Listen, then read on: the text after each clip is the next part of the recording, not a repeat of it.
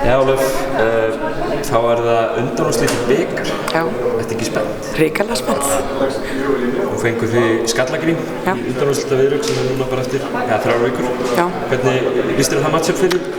Það náttúrulega svolítið erfitt matchup á móti Skallagrím en við bara undirbúum okkur auðvitað og komum brjálæran leik og ætlum okkur að vinna. Nú hefur þitt lið Haukarnir verið á rosalegri siglingu núna síðustu vikur. Hverju viltu þakka þetta góða gengi? Bara við erum búin að vera að bæta okkur náttúrulega með hverjum deginum, það har alltaf verið markmiðið. Við byrjum tímabilið erfiðlega, Sjá, Lovísa og Sigrún voru allar meittar.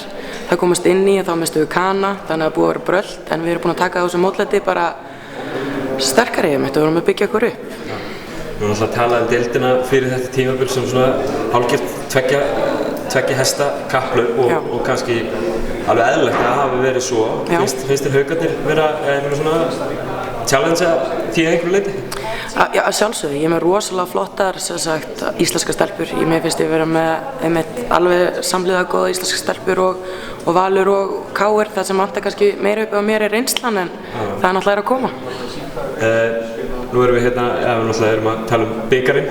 Hversu mikla þýðing myndi það hafa fyrir Hauka sem félag og því persónulega að ná komast í úrslitaleik að vinna? Það er náttúrulega bara ótrúlegt. Ég hef ekki farið sem aðalþjálfari meistaraflokkslið í bikarinn, þannig ég er alveg hrikalega spennt.